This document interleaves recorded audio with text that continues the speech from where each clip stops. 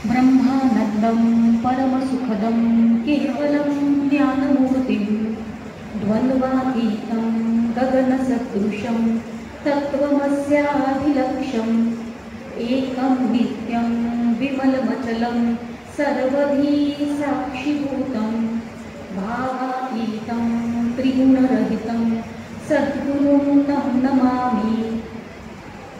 गुरुर्ब्रह्मा गुरुर्विष्णु गुरुर्देवो महेश्वरा गुरुर्साक्षात् परब्रह्म तस्मै श्री गुरवे नमः। ज्या ज्या ठिकाणी मन जाय माझे त्या त्या ठिकाणी निज रूप तुझे मी ठेवितो मस्तक ज्या ठिकाणी तेथे तुझे सद्गुरु पाय दोनी। जय जय रघुवीर समर्थ। श्री गणेशाला वंदन करते, सद्गुरूंना वंदन करते। ज्या उत्सवासाठी आपण सगळे भेटलेलो आहोत त्या महाराजांना नमस्कार करते, गोंदवलेकर महाराजांना नमस्कार करते आणि श्रोते तुम्ही जगदीशाच्या मूर्ती म्हणून तुम्हा सगळ्यांना नमस्कार करते। आत्ता माझी ओळख करून देताना असं सांगितलं गेलं की या सगळ्या बालगोपाळांची मी ताई आहे। त्याचं कारण असं की शिवथरघडीमध्ये बालशिबिरं आणि युवा शिबिरं होतात आणि ही आत्ता कशी बालशिबिरांना येत आहे तशी मी लहान असताना शिवथरघडीमध्ये बालशिबिरांना जात असत आणि ती शिबिरं इतकी आवडत गेली की असं वाटायला लागलं की आपण परत कसं द्यावं। एकतर कुठल्याही पद्धतीने आपण परत देऊ शकतच नसतो जे काही आपण अशा भूमीमध्ये शिकत असतो, पण आपण परत कसं द्यावं असा जेव्हा विचार केला तेव्हा असं वाटलं की आपण मोठं झाल्यानंतर आपल्या आयुष्यातले 7 संपूर्ण दिवस तिथं या कार्याला देऊ शकतो। जर शकलो तर आपण ते देणं करूया। आणि खरंच भगवंताच्या कृपेनं तेव्हापासनं मे महिन्यातली जी 7 दिवसाचं ते शिबिर असतं तिथं 7 दिवसांची सेवा तेव्हापासून देते आहे। आणि आमच्याकडे अशा पद्धतीची ही जी छान मुलं आत्ता आपल्यासमोर भजन सादर केलं या मुलांनी, ही सगळी मुलं आमच्याकडे येतात आणि या अशा मुलांसारखी इतर मुलं असतात जी सगळी गावात शहरांमधून आलेली असतात तरी पण सोयी नसताना ती मुलं तिकडे राहतात 7 दिवस। संस्कार करायचं जर आपण म्हटलं तर थोड्या वेळच करून होत नसतो। एक तर संस्कारित घरातलीच मुलं ती येत असतात, नाहीतर त्या मुलांचे पाय अशा ठिकाणी वळणारच नाही। त्या भूमीमध्ये जावया पुण्य पाहिजे असं म्हटलं आहे। तर तिकडे येणारी मुलं जी आहेत ती मुळातच संस्कारित घरांमधली असतात आणि मग 7 दिवस त्यांची ती एक दिनचर्या असते आमच्याकडे। सकाळी 6 वाजता आमच्याकडे प्रातःस्मरण चालू होतं आणि आमची मुलं स्नान करून प्रातःस्मरणाला सकाळी बसतात ते थेट अगदी रात्री 10 वाजेपर्यंत वेगवेगळी कार्यक्रम किंवा वेगवेगळे सत्र त्यांच्यासाठी नियोजन केलेलं असतं। तर त्याच्यामुळे ही ओळख खरं म्हणजे चिरायूची। आणि चिरायूने मला सांगितलं की आमचा असा असा उत्सव होतो तर त्यांनी हट्ट केला आपल्या आईवडिलांकडं आणि आमच्या ताईला इथे बोलवलं पाहिजे असं सांगितलं। म्हणजे मला इतकं कौतुक वाटतंय मंडळाचं आणि संस्थेचं की लहान मुलांचं पण ऐकलं जातं। आपल्याकडे ही संस्कृती आहे बरं, आपल्याकडे लहान मुलांचे हट्ट आपण पुरवतो। आपल्याकडे 7 वर्षाचा नचिकेत आहे, कठोपनिषद याच्याबद्दल जर आपण ऐकलं असेल तर 7 वर्षांचा नचिकेत आहे आणि नचिकेत जातो यमदेवांकडे। आपल्यासमोर ते यमदेवांची प्रतिमा ते हिंदी आणि मराठी सिरियल्समुळे आणि पिक्चरमुळे इतकी खराब झाली आहे की काळा कुट्ट घाणेरडा माणूस रेड्यावर बसलेला अशा पद्धतीचं आपल्यासमोर एक आकृती त्यांची तयार झालेली आहे। पण आपण कठोपनिषदामध्ये यमांना यमदेव म्हणतोय आणि यम हे धर्माचं प्रतीक आहे। धर्म महाभारत आपण जेव्हा बघतो तेव्हा यमाच्या अंशामधनं युधिष्ठिर आलेले आहेत आणि यमाच्या अंशामधनंच विदुर आलेले आहेत। तर याची चरित्र याच्यावर आपल्याला कळलं पाहिजे की अंशरूपातले युधिष्ठिर आपल्याला धर्माप्रमाणे वागून दाखवत आहेत तर स्वतः यमदेव कसे असतील। आणि नचिकेत 7 वर्षांचा आहे. कठोपनिषदामध्ये आपण जेव्हा बघतो आणि 7 वर्षांचा मुलगा जो आहे तो यमदेवांना जाऊन प्रश्न विचारतोय की ते मृत्यूबद्दलचं ज्ञान जे आहे ते तुम्ही मला सांगा. 7 वर्षाचा मुलगा विचारतोय. आपल्याकडे यमदेवाने तू गप्प बस रे, तुला काही कळत नाही, तू फक्त 7 वर्षांचा आहेस आणि तू कशाला प्रश्न विचारतोयस, असं यमदेवांनी नाही म्हटलं. 7 वर्षाचं त्या मुलाचं पण ऐकलं. मुळातच आपलं सगळं तत्वज्ञान जे आहे की नाही, आपल्या संस्कृतीमधलं सगळं तत्वज्ञान जे आहे ते प्रश्न उत्तरी म्हणजे संवादात्मक पद्धतीनं आपले सगळे ग्रंथ आहेत. आत्ता ज्याबद्दल सांगितलं कठोपनिषदामध्ये 7 वर्षांचा मुलगा प्रश्न विचारतोय. आपल्याकडे गुरुगीता नावाचा एक ग्रंथ आहे. गुरुगीता ज्याच्यामध्ये पार्वती माता शिवशंकरांना म्हणजे पती आणि पत्नीमध्ये संवाद आहे. आपल्याकडे फक्त बुरख्यात घालून ठेवलं नाहीये बायकांना की तुम्ही प्रश्न विचारू शकत नाही, असं प्रगटीकरण आपल्या शास्त्रात नाही आहे. आपल्याकडे पत्नी एकांतामध्ये बसलेत, 2 जण पती पत्नी एकांतात बसलेत आणि ब्रह्मचर्चा करतायत. पत्नीनं जो प्रश्न विचारलाय त्याच्यामध्ये तू स्त्री आहेस, तुला विचारण्याचा काय अधिकार आहे, असं आपल्याकडे नाही आहे. आपल्याकडे ती प्रश्न विचारती आहे आणि तिला जे उत्तर दिलेलं आहे गुह्य ज्ञान, कृपया करून तुम्ही मला ते गुह्य ज्ञान सांगा, असं जेव्हा पार्वती मातेनं विचारलं आणि तिला जे गुह्य ज्ञान सांगितलंय ते गुरुगीता स्वरूपात आपल्या सगळ्यांसाठी उपलब्ध आहे. की मुद्दा असा आहे की आपल्याकडे प्रश्न विचारले जातात आणि त्या प्रश्न ऐकली जातात. बरं का, आपलं मत ऐकलं जातं, त्याला उत्तर दिलं जातंय. आपल्या सगळ्यांना परिचित असलेलं जे आहे ते अजून एक ग्रंथ आपण जय जय रघुवीर समर्थ असं सारखं म्हणतो आहोत. त्या समर्थांनी आपल्याला हा कोश ज्यांनी दिला ते समर्थ रामदास स्वामी, त्यांनी जो ग्रंथ लिहिलेला आहे दासबोध, त्या दासबोध आपल्या डोळ्याकडनं कधीतरी गेला असेल. दासबोधामध्ये प्रश्न उत्तरी आहे. आत्तापर्यंत जे काही नावं घेतली की नाही त्या ग्रंथांमध्ये तो एकच आहे तो प्रश्न विचारतो. म्हणजे कठोपनिषदाचं आत्ता नाव घेतलं की नाही, त्या कठोपनिषदामध्ये एक नचिकेत आहे, तो प्रश्न विचारतो. किंवा आता गुरुगीता असा उल्लेख केला, त्याच्यामध्ये ती भगवती आहे, साक्षात भगवती आहे पार्वती माता, ती प्रश्न विचारते. म्हणजे आत्तापर्यंत ज्या ग्रंथांचा उल्लेख केला त्याच्यामध्ये प्रश्न विचारणाऱ्या एका ठराविक स्तरावर उभा आहे आणि त्या स्तरावरनं प्रश्न विचारतो. पण आता दासबोधाचा उल्लेख केला. दासबोधामध्ये एक शिष्य असा आहे, तो प्रश्न विचारतोय की खाया नाही ल्याया नाही, नेसाया नाही पांघराया नाही, तेणे मज काय करावे स्वामी ते सांगावे. आता याचा स्तर काय आहे, याला ब्रह्मज्ञान सांगून चालणार आहे का? आणि एक शिष्य विचारतोय, म्हणजे स्पेक्ट्रम बघा काय आहे, कुठल्या स्तरावर शिष्य उभे आहेत आणि त्या सगळ्या स्तरावरच्या प्रश्नांची उत्तरं ऐकलं गेलंच आहे प्रत्येकाचं मत श्री गुरूंकडनं. एक शिष्य असा विचारतोय की होता साधूंची संगती, किती दिवसात होईल मुक्ती, तेणे मज कृपामूर्ती निरोपावे. आता हा कुठल्या लेवलचा प्रश्न आहे? पण आपल्याकडे प्रश्न विचारले जातात आणि आपल्याकडे सगळ्यांचं ऐकलं जातं. मुद्दा असा आहे की इथं एका छोट्या मुलाने सांगितलं की याला बोलवावं, या अशा वक्त्याला बोलवावं, हे तुला काही कळत नाही, तू गप्प बस, असं म्हटलं नाही गेलं, याचं ऐकलं गेलं. आपली संस्कृती का मोठी, पण आपण तोंड बंद करून गप्प बसायला सांगत नाही. आपल्यासमोर एकच ग्रंथ नाही ठेवलाय की या ग्रंथामध्ये जे सांगितलंय ते उघडच, असं आपलं नाही आहे. आणि आपल्या सगळ्यांना अजून एक माहिती असलेला ग्रंथ जो संवादात्मक आहे तो म्हणजे भगवद्गीता.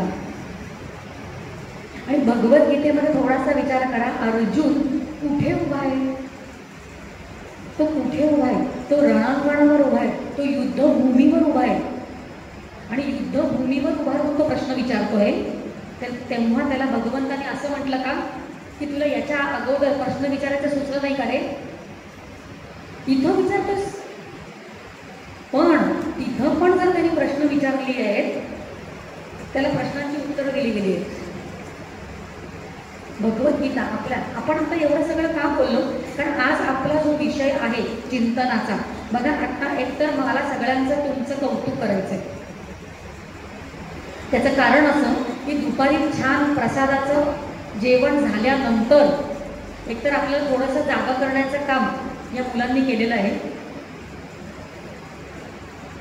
छान पोटभर जेवण झाल्यानंतर 1-1.25 तास प्रवचन ऐकणं, म्हणजे मला जर इकडे समोर बसवलं असतं की नाही दामटून, आणि एखादा विचार मुख्य आत्यंतिक हिताचा विचार ऐकण्यासाठी समोर बसवलं असतं तर माझ्यासाठी पण ते अवघड झालं असतं.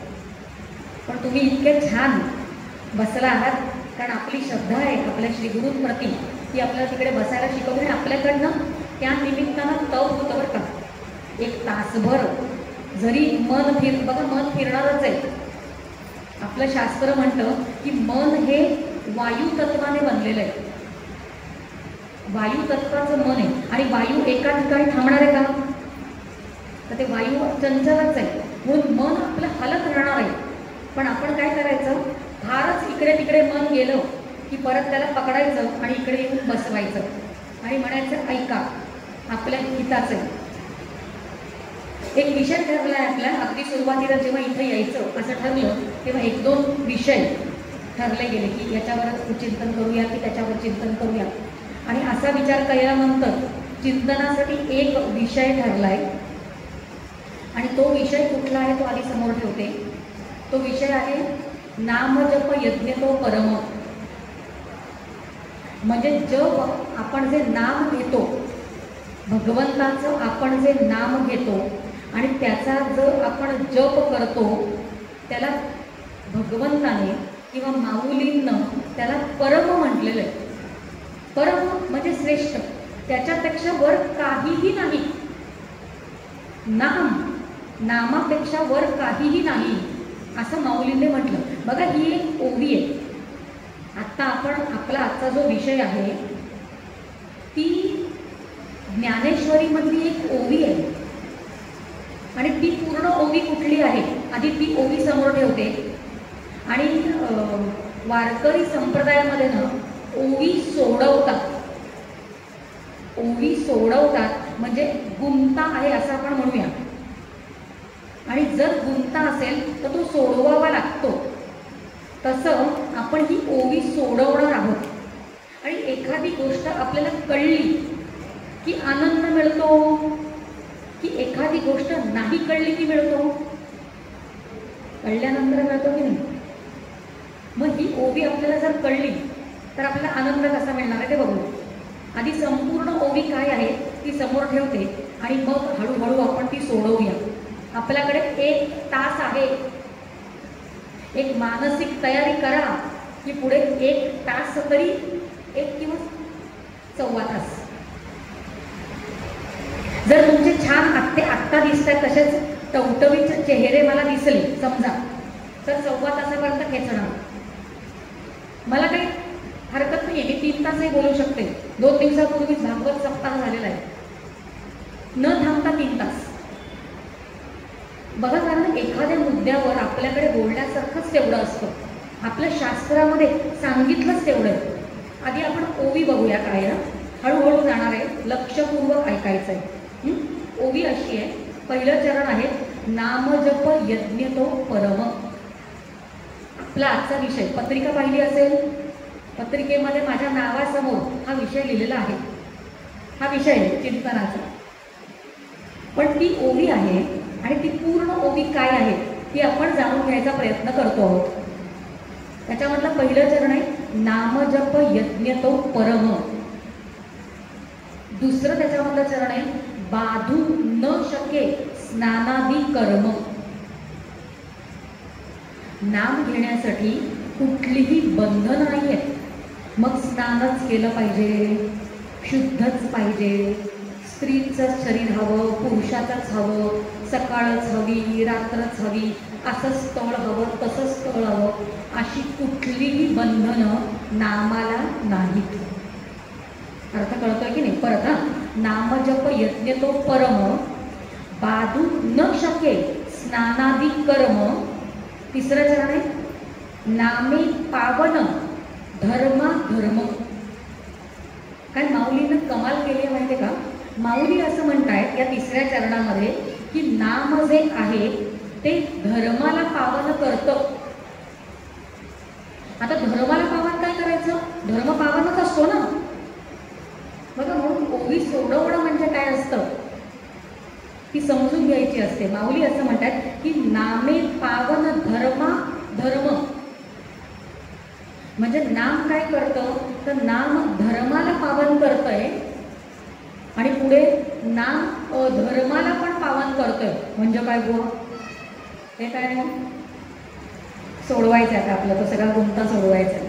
नामजप यज्ञ तो परम बाधू न शके स्नानादी कर्म नामे पावन धर्मा धर्म नाम परब्रह्म वेदार्थी.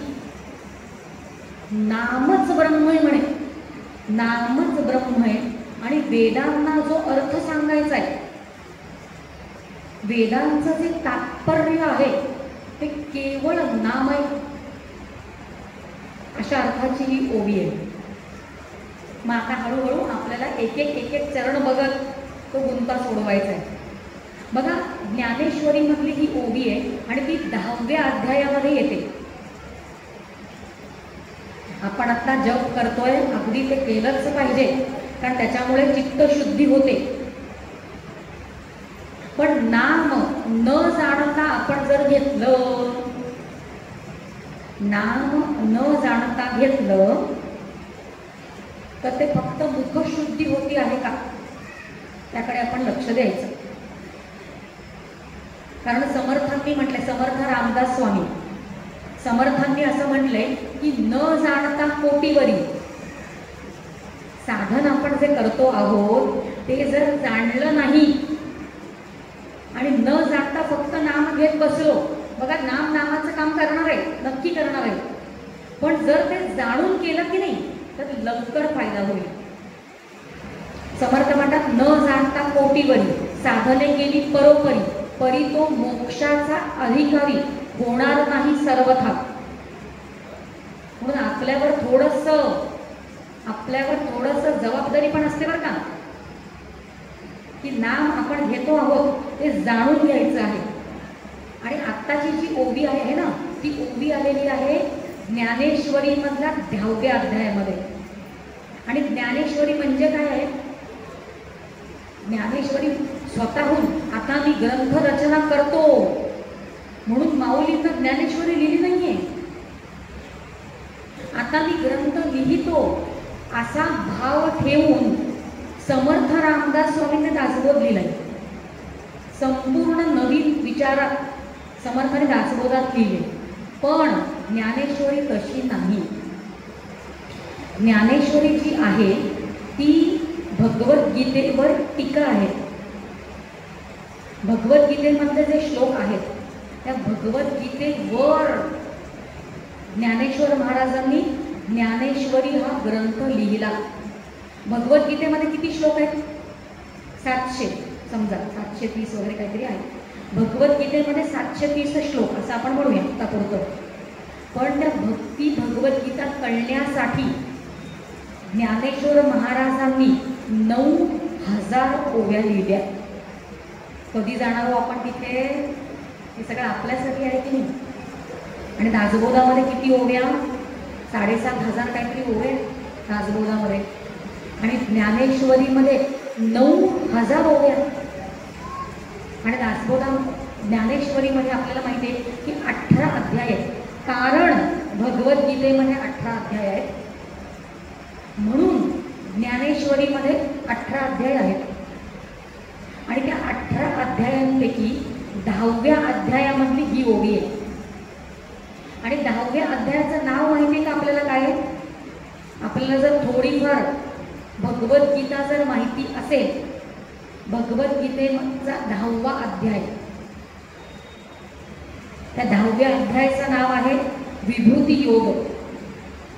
आणि विभूती योग याच्यामध्ये भगवंताने सांगितलं की सगळ्याच माझ्या विभूती आहेत, सगळं मीच आहे. तुम्हाला जे जे काही दिसतंय ना ते सगळं मीच आहे असं भगवंतानी त्या विभूती योगामध्ये सांगितलंय. आणि ते का सांगितलं अर्जुनाला विभूती योग सगळं मीच आहे? कारण तसं जर सांगितलं नसतं आणि त्याच्यानंतर विश्वरूप दर्शन दिलंय त्याला भगवंताने 10व्या अध्यायामध्ये सगळ्या विभूती मीच आहेत आणि बघ बघ सगळीकडे, विश्वात सगळीकडे बघ, मीच आहे मीच आहे असा जेव्हा त्या अर्जुनाचा भाव तयार झाला त्याच्यानंतर भगवंताने त्याला भक्ती शिकवली आहे 12व्या अध्यायामध्ये. आधी होमवर्क करून घेतलाय. 10व्या अध्यायामध्ये सगळं मीच आहे हे सांगितलंय आणि त्या मीचं दर्शन दिलंय 11व्या अध्यायामध्ये. आणि त्याच्यामुळे ती भक्ती जी आहे ती त्याच्या अंतःकरणामध्ये प्रकट झाली आहे, उगाच नाही प्रकट झाली. सगळं मीच आहे म्हणजे भगवंतच सगळं आहे असं त्याला जेव्हा कळलं अर्जुनाला आणि अर्जुनाच्या निमित्ताने आपल्या सगळ्यांना. बघा 10व्या अध्यायामध्ये ही जी ओवी आहे त्याच्यासाठी एक श्लोक असणार ना. भगवद्गीतेमधला जो श्लोक आहे त्याच्यावरच ज्ञानेश्वरी मधली ओवी आहे आणि ती ओवी आता आपण चिंतनाला निवडली आहे. एवढी सगळी अजून आपण प्रस्तावनाच करतोय बरं का. कारण प्रस्तावना तयार केली नाही तर विषय काय आहे त्याचं गांभीर्य कळत नाही आपल्याला. नाहीतर आपण वरवर वरवर वरवर ओव्या बघतो. एक विमान असतं बघा, विमान. ते विमान आकाशात मधनं वरून भुर्रकन उडून जातं आणि ते विमान कुठून कुठून गेलं असेल तिथून खाली जमिनीवर सौंदर्य स्थळ असतील पण ते विमान इतकं वर असतं त्याच्यामुळे जमिनीवर जी सौंदर्य स्थळ असतात तिथे विमानात बसलेल्यांना दिसतच नाही कारण ते खूप वर असतात. तसं आपलं काहीसं होतं जेव्हा आपण ओव्यांवरनं उडून जातो. आत्ताची आपण भजनं म्हटली की नाही ती भजनं किती सुंदर होती आणि त्या सगळ्या भजनांचा जर आपण गांभीर्याने विचार केला तर त्याच्यामध्ये किती तत्वज्ञान साठलेलं आहे ते आपल्याला कळेल. हे शेवटचं आत्ताचे आपण शेवटचं भजन म्हटलं ज्याच्यामध्ये प्रल्हाद महाराजांनी आपल्याला फक्त नाम घ्यायला सांगितलं. म्हणजे पोथ्या वाचल्यानंतर त्या भागवत ग्रंथाकडे गेल्यानंतर जे काही तत्वज्ञान आपल्याला कळणार आहे ते फक्त एका नामामध्ये ते संपूर्ण ज्ञान जे आहे ते साठलेलं आहे. अशा अर्थाचं आत्ताचं भजन म्हटलं आपण. सहज सहज बोलतात संत पण आपलं काय होतं की आपण उडून जातो आणि आपण तिथे थांबत नाही. त्याच्या गांभीर्याचा आपण विचार करत नसतो. कधीतरी पण थांबावं लागतं आपल्याला. आत्ता या बाल गोपालांच्या वयामध्ये जर आपण नाही थांबलो तर एक वेळ चालतं पण आपण थोडंसं मोठं झाल्यानंतर थांबलं पाहिजे बरं का. आमचे श्रीगुरु त्यांच्या प्रवचनामध्ये असं म्हणतात की आपण आपलं पारमार्थिक दप्तर वाढवलं पाहिजे. पारमार्थिक दप्तर. आपण सगळे लहान असताना शाळेत सुरुवातीला आपण शाळेत जायला लागलो, बालवाडीत का काय गेलो असू आणि तेव्हा आपल्याकडे दप्तर असायचं की नाही. तेव्हा पण आपल्याकडे दप्तर आपली आई आपल्याला भरून द्यायची दप्तर. मग त्याच्यामध्ये काय असायचं, एक पाटी, पाण्याची बाटली असेल, छोटासा खाऊ असेल, एखादा रुमाल असेल, एखादी चड्डी असेल. पण आपण जसे मोठे झालो तसं आपलं दप्तर बदलत गेलं की नाही. आपण जे शिकलो ते बदलत गेलं तसं आपलं पारमार्थिक दप्तर जर वाढलं नाही आणि जेवढं 5-10 वर्षांअगोदर कळत होतं तेवढंच जर नंतर कळत राहिलं तर मग नक्की विचार करायला हवाय की आपण काय शिकलो. आपल्याला शब्दांचे अर्थ कळतायत का, काय नक्की सांगायचं आहे माऊलींना की सगळ्या संतांना आपल्याला काय सांगायचं आहे. बघा इथे म्हटले नाम जप यज्ञ तो परम, हे जे म्हटलं गेलेलं आहे ते 10व्या अध्यायामध्ये ज्ञानेश्वरीतली एक ओवी आहे आणि ती ज्ञानेश्वरीतली ओवी आहे ती आधारली आहे भगवद्गीतेमधला 10व्या अध्यायावर. आणि तो 10वा अध्याय जो आहे तो आहे विभूती योगातला, की सगळं मीच आहे. श्लोक असा आहे की महर्षीणाम भृगुहरम गिरम अस्मैकम अक्षरम यज्ञानाम जपयज्ञोस्मी स्थावराणाम हिमालय. त्याच्यामध्ये भगवंत असं म्हणतात की सगळ्यात विभूती ज्या आहेत त्या खरं म्हणजे मीच आहे. पण त्यातल्या त्या ज्या मोठ्या मोठ्या विभूती आहेत की नाही, म्हणजे जिकडे जिकडे दिव्यत्वाचं दर्शन घडतं ते मी आहे, तिकडे तुला माझं स्मरण झालं पाहिजे असं भगवंत अर्जुनाला सांगतायत. भगवंत म्हणतात की द्वादश आदित्यांमध्ये विष्णू नावाचा आदित्य जो आहे तो मी आहे. भगवंत म्हणतात मरुद्गणांमध्ये मरीची मी आहे. भगवंत म्हणतात वेदांमध्ये सामवेद मी आहे. देवांमध्ये इंद्र मी आहे. इंद्रियांमध्ये मन मी आहे. रुद्रांमध्ये शंकर मी आहे. महर्षींमध्ये भृगु मी आहे. वाणीमध्ये एकाक्षर म्हणजे ओम मी आहे. आणि यज्ञामध्ये जपयज्ञ जो आहे तो मी आहे. म्हणजे सगळ्यांमधलं जे श्रेष्ठ आहे, जे श्रेष्ठ आहे ते मी आहे. आपणही असा विचार करायचा की जिकडे जिकडे आपल्याला दिव्यत्वाचं दर्शन घडतं तिथे भगवंत म्हणतोय तुला माझं स्मरण झालं पाहिजे की तिकडे मी आहे. त्या नाम वेगवेगळे यज्ञ सांगितले. आपण 4था अध्याय जर भगवद्गीतेचा पाहिला तर त्या भगवद्गीतेच्या 4थ्या अध्यायामध्ये वेगवेगळ्या यज्ञांबद्दल सांगितलेलं आहे की हा पण यज्ञ आहे, तो पण यज्ञ आहे. एरवी आपल्याला यज्ञ म्हणजे काय वाटतं, एक यज्ञकुंड आहे, मग तिथे समिधा घातलेल्या असतात, मग काहीतरी साकल्य घालायचं असतं आणि मग अग्नी प्रज्वलित करायचा असतो, काही मंत्र म्हणायचे असतात आणि स्वाहा म्हटलं की साकल्य घालायचं आणि तूप घालायचं. याला काय म्हणायचं, यज्ञ. पण आपण जेव्हा 4था अध्यायाकडे बघतो, भगवद्गीतेच्या 4थ्या अध्यायाकडे आपण जेव्हा बघतो तेव्हा आपल्याला हे कळतं की आपलं प्रत्येक कर्म जे आहे, आपलं प्रत्येक कर्म जे आहे ते यज्ञ झाला पाहिजे. प्रत्येक कर्म म्हणजे काय, की कर्म करायचं आणि त्या कर्माची आहुती घालून टाकायची की ते कर्म मी केलंच नाही असं म्हणायचं. आणि अशा पद्धतीने जेव्हा माझ्याकडनं प्रत्येक कर्म घडेल तेव्हा त्या प्रत्येक कर्माला यज्ञाचा दर्जा येतो. केलं कर्म, भगवंताच्या नामाची आहुती सोडून टाकली, केलं कर्म, भगवंताच्या नामाची आहुती सोडून टाकली. आणि असं जर मी कर्म केलं तर अशा कर्माला परमयज्ञ म्हटलेलं आहे. बरं काय कुठल्या कुठे अर्थ गेला, नामजप यज्ञ तो परम. एक तर जप, आता मला बरेच जण जप करताना दिसत आहे.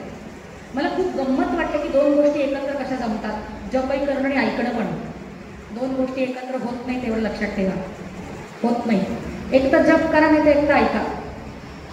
कारण आपल्या जे अंतःकरण आहे, जसं तलवारीमध्ये एकच म्याण असते की नाही, एका तलवारीमध्ये 2 म्याण बसणार का, 2 म्याण राहतील का एका तलवारी. तर अंतःकरणामधला आतमधलं जे एक जागृत असतं ते एकच काम करू शकतं. सब्जेक्ट बदलतीये थोडासा, कारण इथे वाटतं हे बोलावंसं, घेते वेगळा विषय घेतेय. आपलं अंतःकरण, अंतःकरण म्हणजे काय, शब्द बघा, शब्द. अंत म्हणजे आत आणि करण म्हणजे एखादं ज्याचा मी वापर करते ते उपकरण. आपण सगळेजण उपकरणांचा कात्री वापरतो, स्टेपलर वापरतो, स्वयंपाकघरामध्ये पळी वापरतो, चिमटा वापरतो, बरोबर. उपकरण म्हणजे कळतं की नाही. आता आतलं करण म्हणजे आतल्या गोष्टींचा जो वापर आपण करतो, आपण सगळेजण जे करतो त्याला म्हणायचं आतलं करण. ते आहेत 4, ते आहेत 4. ते खरं म्हणजे आहेत एकच. सगळं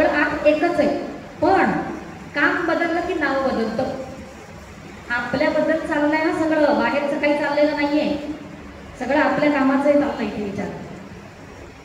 आणि हा जो विचार कळला की नाही आपल्याला, तर आपल्याला कळेल की आता माझ्या आतमध्ये काय जागृत आहे, माझं मलाच कळणार आहे. 4 गोष्टी आहेत आणि नवीन शब्द नाहीत. थोडंसं तत्वज्ञानाकडे झुकलं पाहिजे आपण आणि मग यायचं नामाकडे.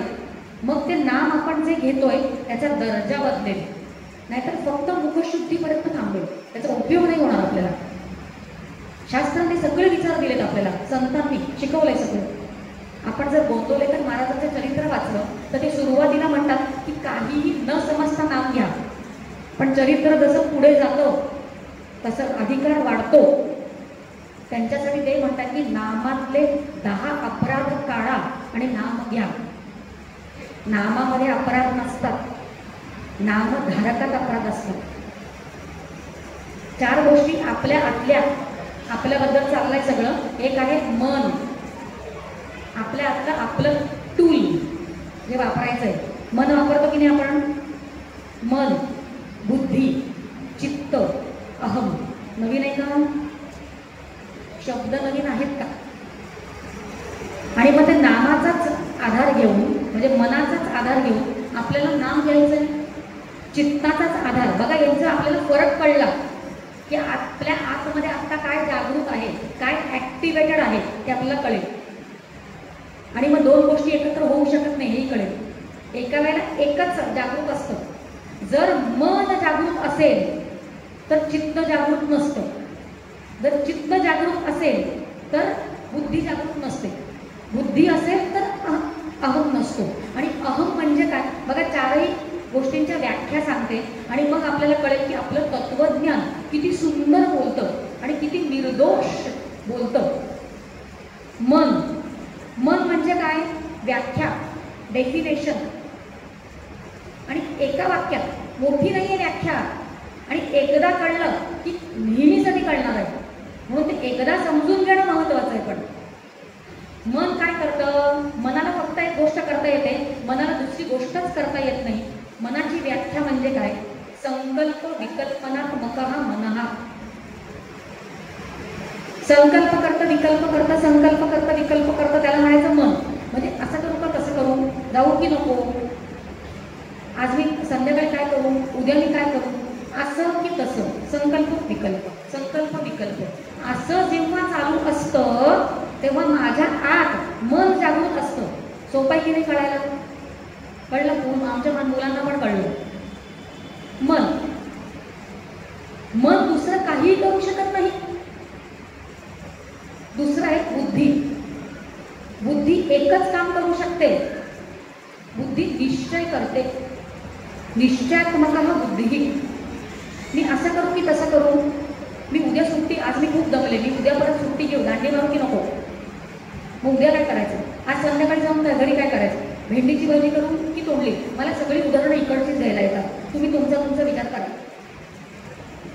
असं की तसं म्हटलं की मन नाही, हेच करायचं म्हटलं तर हेच म्हणणं हे मनाला येत नाही, हे बुद्धीच करते. म्हणजे माझं आतलंच टूल आहे ज्याचा मी वापर केलाय, पण त्याला म्हणायचं बुद्धी. कारण निश्चय करायचं काम बुद्धी करते नाही. मी म्हणेन की भेंडी पचायला सोपी असते, रात्री पचनासाठी सोपं, मग मी भेंडीचीच भाजी करणार. आता असं जे म्हटलं, रात्रीचं ठरवलं, ते बुद्धीने ठरवलं, ते मनाला ठरवता येत नाही, ते बुद्धीने ठरवलं. ठीक आहे, कळलं. आणि आता चित्त पण आहे, चित्त पण आहे.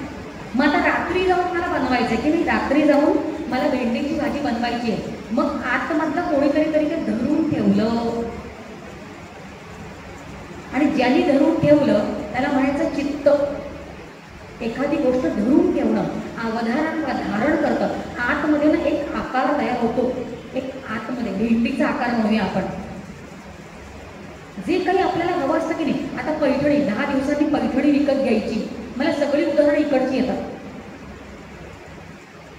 मग ते आतमध्ये कोणीतरी ते धरून ठेवलेलं असतं. ते धरून ठेवण्याचं काम ज्याचं आहे ना, ते चित्त करतं. अवधारणात्मक आहे चित्त. आणि शेवटचा आहे अहम. अहम म्हणजे अहम अहम करो इति अहंकारः. अहंकार म्हणजे आपण लौकिकातला ही स्वतःला खूप हुशार समजते किंवा हा स्वतःला खूप हुशार समजतो, तो हा अहम नाही, तो हा अहंकार नाही. अहम ही जाणीव, मी बघा, मीच्या जाणीवेवर मला ना असं करायचं, मला आता कसं केलं पाहिजे, त्या जाणीवेवर सगळं घडतं. मी आता उद्या असं करेन, त्या एक प्लेग्राऊंड आहे, त्याच्यावरनं मनोवृत्ती उठते, चित्तवृत्ती उठते आणि एका वेळेला एकच आतलं जागृत असतं. आता आपण हे जे सगळं केलं त्याच्यामधनं आपल्याला कळलं की जर आतल्या गोष्टीने नामाला धरून ठेवलं असेल तर ऐकणं जे आहे ते सुटेल. मग आत्ता त्या नामाला सांगायचं थांब तिथे मी नंतर घेतो, उत्तम घेतो. दोन गोष्टी एकत्र घडू शकत नाही. मग नंतर जायचं, जोमाने जायचं, परत नामावरच यायचंय परत. पण एवढं सगळं शास्त्र, आत्ता आपण जे भजन ऐकलं आणि आत्ता आपण शोधी घेतले की नामाला परम यज्ञ म्हणतीये. नाम घ्यायचंय आणि मी जर त्याचं कर्तृत्व घेतलं की मी घेतेय तर त्या सगळ्याचा लेप चढेल आणि भगवंत म्हणतो तू घेतोस ना तर ते भोग, त्याचं कर्तृत्व तू घेतलंस की तुला त्याचं फळ भोगावं लागेल. पण त्याचा जर आपण यज्ञ केला, यज्ञामध्ये आहुती घालायची असते. नाम तर घ्यायचंय पण कर्तृत्व न घेता त्याचं यज्ञ स्वरूप होतं. आणि असं जर आपल्याला नाम घेता आलं तर तो यज्ञ होतो आणि मग त्या नामाला परम म्हणायचं, नाहीतर तो परम नाही होणार ते नाम. जर आपण कर्तृत्व घेत, जर आपण नाम घेत बसलो तर त्याचा लेप चढेल अंतःकरणावर, बुद्धीवर त्याचा राप चढेल, लेप चढेल आणि आपल्याला परत जन्म मरणाच्या फेऱ्यामध्ये अडकावं लागेल. पाप नाही घडणार, पुण्य घडेल. पण पुण्य जरी घडलं तरी जन्म मरणाचा फेरा चुकत नाही. परत या इथे परम जर घडायचं असेल त्याचा राप नाही चढला पाहिजे. आणि अजून त्याला परम का म्हटलंय माहितीये का? कारण त्याच्यामुळे आपल्या आत वैराग्य निर्माण होतं. नाम घेतल्यामुळे आपल्या अंतःकरणामध्ये वैराग्य निर्माण होतं आणि त्या वैराग्यामुळे ज्ञान होतं. आणि ज्ञान म्हणजे काय? रोज घरी यूट्यूबवर इकडचं उदाहरण देते मी. रोज यूट्यूबवर संध्याकाळी आज रात्री मी काय नवीन जेवण बनवू म्हणून यूट्यूबवर जाऊन जेव्हा मी नवीन रेसिपी शोधते तेव्हा माझ्या ज्ञानात भर पडली आहे. असं जे मी म्हणते ते म्हणजे हे ज्ञान का? वैराग्यामुळे ज्ञान होतं असं जे म्हटलं गेलं आत्ता, ते रोज माझ्या ज्ञानात जे भर पडतंय ते म्हणजे हे ज्ञान का? नाही. मी रोज जे नवीन शिकते, मी जन्माला आल्यापासून मरेपर्यंत जे काही मी नवीन शिकते त्याला आपण म्हणूया विद्या. त्याला आपण म्हणूया आत्तापुरतं विद्या. आणि ज्ञान म्हणजे काय? समर्थ रामदास स्वामींनी त्या ज्ञानाची व्याख्या सोपी केली आणि ते असं म्हटले की ज्ञान म्हणजे पाहावे आपणासी आपण, या नावं ज्ञान. आपण थोडासा बारीक विचार करा, याच्यामध्ये दोन आपण आहेत. आपणासी आपण म्हणजे जीवरूप मी जो आहे तो ब्रह्मरूप मीला जेव्हा बघतो आणि म्हणतो की अरे मी जीव नाही, मी ब्रह्म आहे, असं जे जाणलं जातं त्या जाणण्याला म्हणायचं ज्ञान. आणि आता आपण काय म्हटलं? नाम का परम. बघा, आपण खूप सूत्रबद्ध विचार करतोय. उगाच आला विषय आणि बोललो आणि घसडलाय आणि बोललो असं चाललं नाही. आता आपलं चिंतन एक सूत्रबद्ध पद्धतीने आपण त्या ओवीचा विचार करतो आहोत. त्या नामाला जपाचा दर्जा देण्यासाठी ते यज्ञ केला पाहिजे आणि त्याचं ज्ञान झालं पाहिजे. त्या जपामधनं आपल्याला ज्ञान झालं पाहिजे, नाहीतर त्याला परम म्हणता येत नाहीये. आणि ज्ञान म्हणजे काय? ज्याचं मी नाव घेते आहे, ज्याचं मी नाव घेते आहे तो आणि मी एकच आहे. काय मजल मारायची बघा, मजल कुठून कुठे मारायची आहे. सारखं मी नाव, मी ज्याचं नाव बघा, आपण सगळेजण कोणाचं तरी नाव घेतोय. आत्ता आपण इकडे सगळे बसलेल्या असं म्हणूया की आपण रामाचं नाव घेतोय, कोणीतरी अजून दत्ताचं नाव घेतो, कोणीतरी अजून कुठल्या तरी शक्ती स्वरूपाचं नाव घेतो, देवीचं नाव घेतं, म्हणजे कोणीतरी दत्ताचं नाव घेतं, कोणीतरी कृष्णाचं नाव घेतं. आपण सगळेच कोणातरी नाव घेतोय की नाही, नाहीतर आपण इथे आलो नसतो. नाहीतर आपण आत्ता आपण इथं जे या सभागृहात बसलो आहोत असं आपण म्हणूया की आपण सगळे रामाचं नाव घेतोय. शास्त्र असं म्हणतं की जोपर्यंत ज्याचं नाव मी घेते आहे, ज्याचं नाम मी घेते आहे, त्या नामाशी मी जेव्हा एकरूप होत नाही तोपर्यंत मी आणि तो ज्याचं मी नाव घेते ते वेगळेच राहतो. मग त्याचा फायदा नाही आहे. मग मला स्वतःला भक्त म्हणून घेता येत नाही. समर्थ म्हणतात, समर्थांनी भक्ताची व्याख्या केली आहे. समर्थ रामदास स्वामींनी भक्ताची व्याख्या केली. ते असं म्हणतात की जो विभक्त नव्हे तो भक्त, तो भगवंतापेक्षा वेगळाच नाही आहे, तो भगवंतच होतो. त्या नामाशी जाऊन मला भिडायचं आहे. ज्याचं मी नाव घे, काय अवघड आहे हो, नामाला सोपं म्हणतोय आपण इथे. कुठून कुठे जायचं आहे मला याचा विचार करूया, नाहीतर ते परम होणार नाही आहे. आणि त्याच्यासाठी एक पायरी आहे, एक पायरी आहे, अंतःकरणामध्ये वैराग्य निर्माण झालं पाहिजे. सगळंच हवंय, माझं नाव आलं पाहिजे पुढे, मला विचारलं पाहिजे. साधी संध्याकाळची भाजी आणि ताजी पोळी जरी केली, उदाहरण इकडचं, आणि जर मला सांगितलं नाही की भाजी चांगली झाली तर मला येतो राग. एवढं मी मरते. काय काय करतो आपण सगळेजण आपल्या प्रपंचासाठी, रक्ताचं पाणी आणि हाडांच्या काड्या. मग मला विचारलं नाही ना. मग असं जर असेल तर ते परम माझ्याकडनं नाम कसं घेतलं जाईल. मग अंतःकरणामध्ये आधी वैराग्य निर्माण झालं पाहिजे.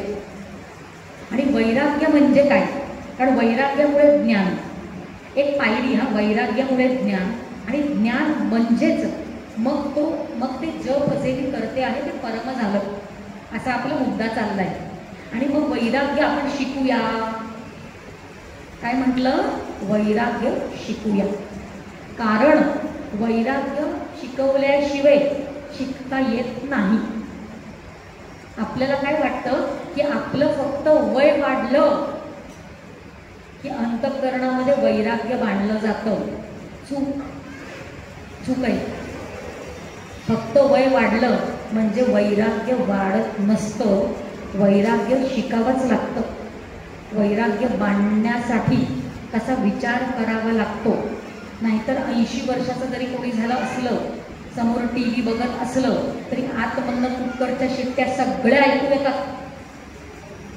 मग सांग, असं कर तसं कर, असं सतत सूचना. फक्त वय वाढल्याने काही होत नसतं. सगळीकडे अंतःकरण जात असतं. बघा, विचारसागर नावाचा एक ग्रंथ आहे. विचारसागर नावाचा एक ग्रंथ आहे आणि तो ग्रंथ वैराग्याचं डेफिनेशन, वैराग्याची व्याख्या. आणि ती व्याख्या कशी आहे माहिती आहे? ती व्याख्या असं म्हणते की या भूतलापासून त्या स्वर्गापर्यंत सगळ्या सुखांना दुःख समजणं, याला वैराग्य म्हणतात. दुःखाला दुःख समजणं नाही, सुखाला दुःख समजणं अवघड आहे.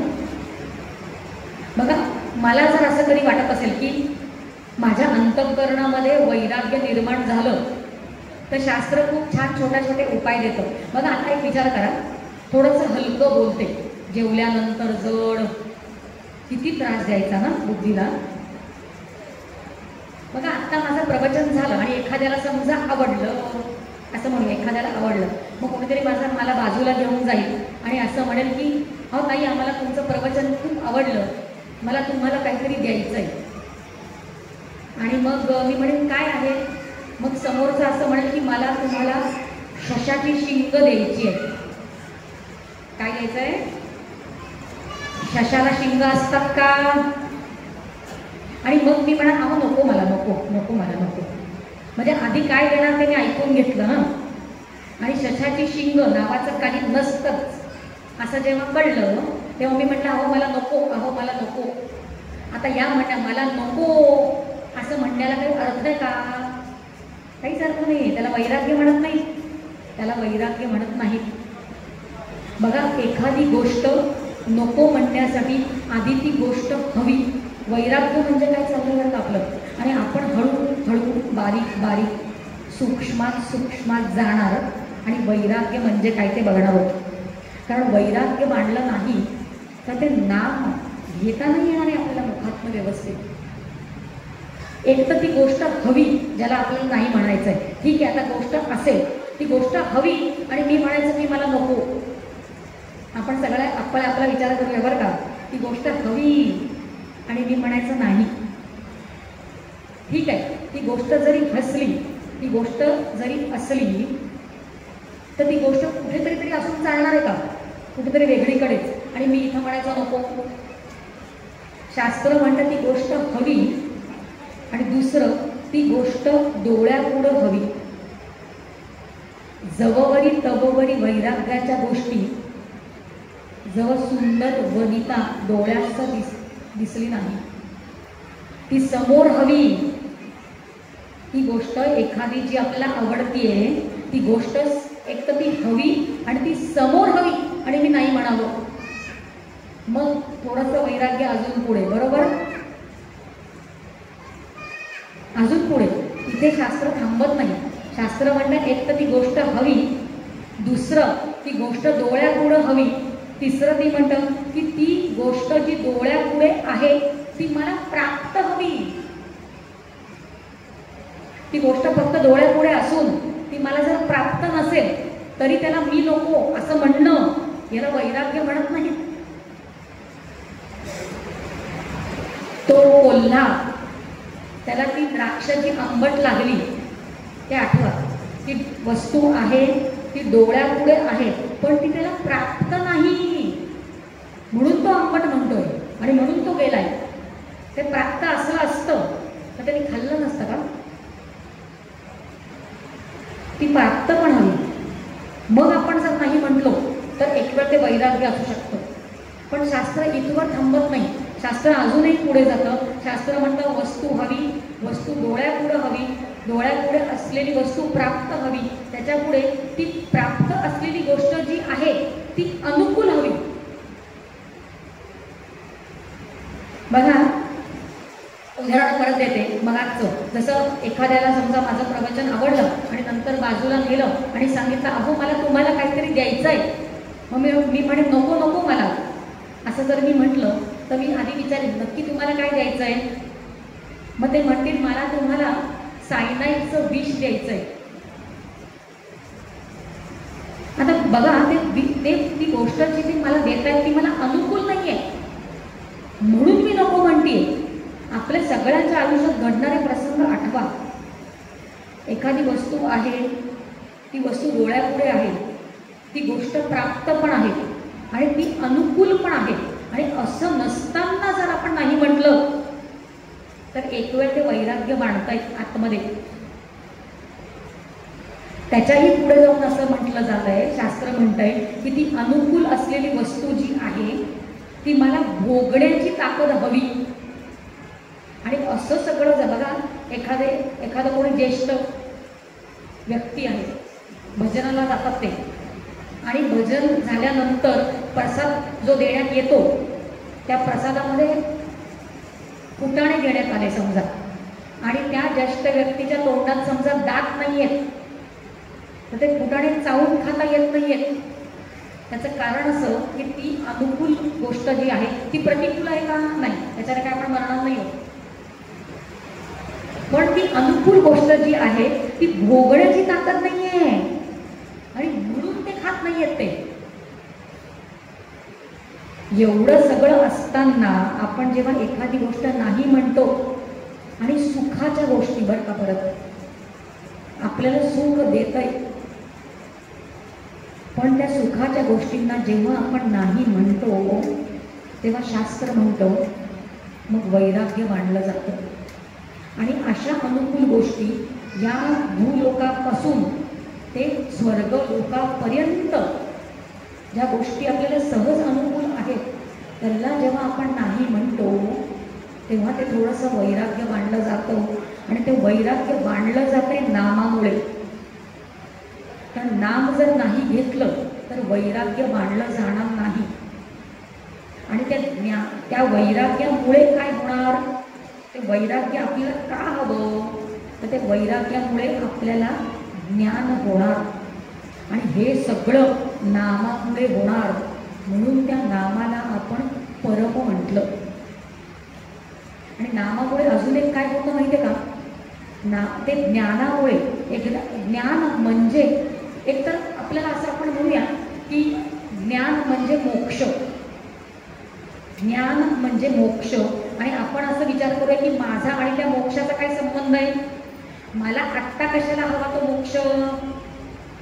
माझं आत्ता आयुष्य चाललंय की आनंदात. माझं घर, माझी मुलं, माझी नातवंड, माझं बँक बॅलन्स, माझं घर, माझी गाडी, आणि जे जे मला माझे आधार आत्ता वाटतायत ते सगळं आहे. मग मला मोक्ष हवा कशाला, असा जर मनात प्रश्न आला तर मोक्ष शब्दाचा अर्थ जर आपण व्यवस्थित समजून घेतला तर आपल्याला कळेल की आपल्या सगळ्यांना मोक्ष हवा आहे. मोक्ष शब्दाचा अर्थ आहे आनंद. मोक्ष शब्दाचा अर्थ आहे आनंद. आणि तो आनंद आपल्याला नको आहे. तो कुणाला नको आहे आनंद. मला सांगा, दिवसामधलं सकाळी उठल्यापासून झोपेपर्यंत, उठल्यापासून झोपेपर्यंत आणि जन्मल्यापासून मरेपर्यंत मी जी जी कृती करते ती कृती मी आता मला दुःख मिळू दे म्हणून मी करते का. सगळं आनंदासाठी की नाही. आणि तो आनंद म्हणजेच मोक्ष. आणि मग तो मोक्ष मला का नको आहे. आणि तो मोक्ष म्हणजेच ज्ञान. जोपर्यंत मला स्वतःचं स्वरूप कळणार नाही तोपर्यंत मी स्वतःला फसवती आहे. मी भ्रमात जगते. भ्रम. मला जे मी देह समजती आहे. बघा, अजून एक छोटंसं उदाहरण आपण घेऊया. आपल्याला सगळ्यांना आता आपण अजून आपल्या स्वतःला मी देह आहे असं वाटतंय की नाही. मी देह. आणि शास्त्र म्हणतं की तू देह नाहीस. बघा, वेगवेगळ्या गोष्टी आणि वरवरचं बोलून हे वक्तव्य आणि प्रवचन उत्तम होऊ शकतं.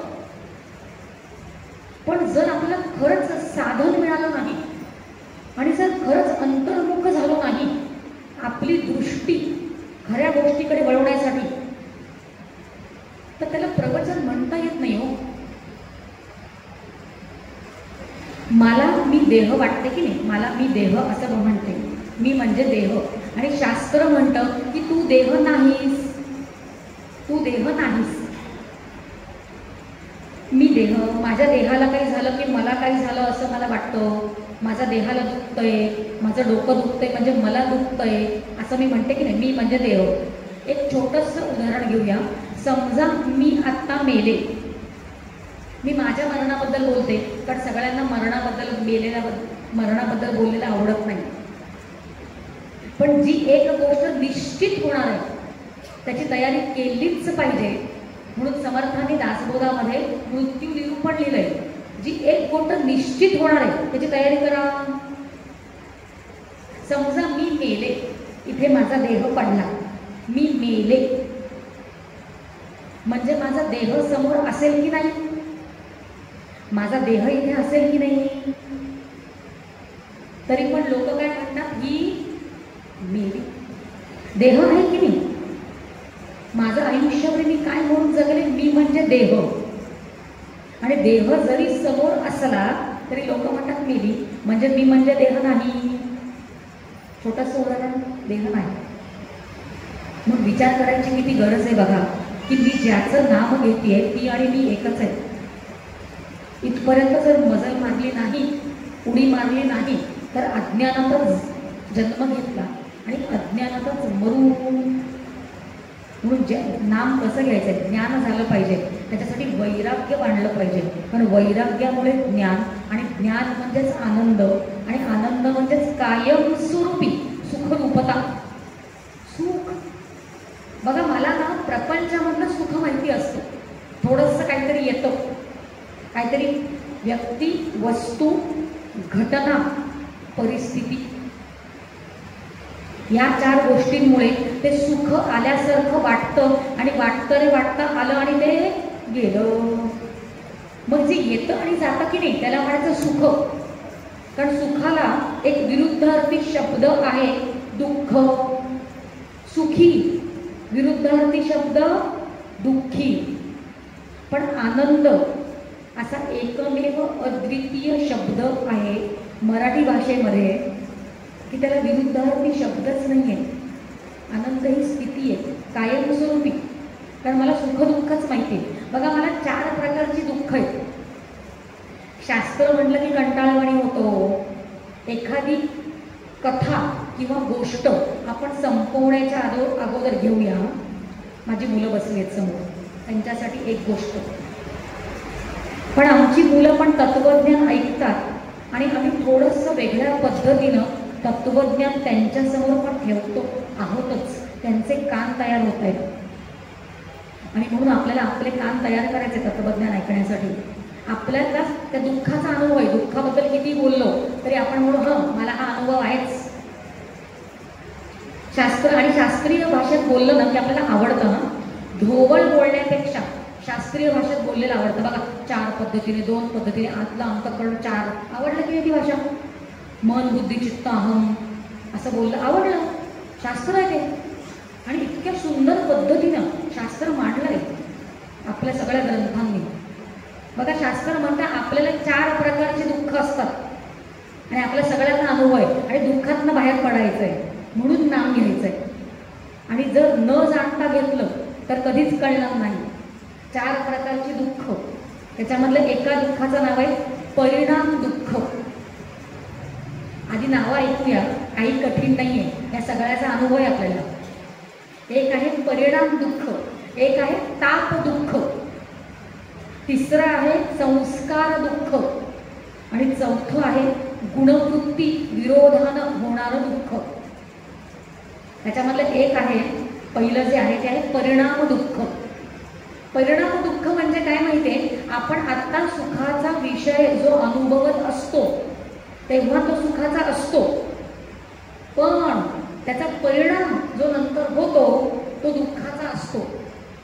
एखादी गोष्ट जी खायची नाहीये ती खाल्ल्यानंतर काय होतं, डायबिटीस ज्यांना आहे, अभ्यास करणारी मुलं आत्ता अभ्यास नाही केला तेव्हा आनंदाने बागडतायत, तेव्हा सुख मिळत असतं की नाही. मग रिझल्टमध्ये काय होतं, दुःख. परिणाम दुःख सगळ्यांना अनुभव आहे. दुसरं आहे थोडं सूक्ष्मात गेलाय विषय, आणि अशा पद्धतीनं बोललं गेलेलं आहे ना. कारण अशा विचार जर आपल्याला करायला शिकवला नाही तर कळणारच नाही की आत्ता अनुभव घेताना ते सुख आहे. बघा, दुसऱ्या दुःखाचं नाव होतं परिणाम दुःख.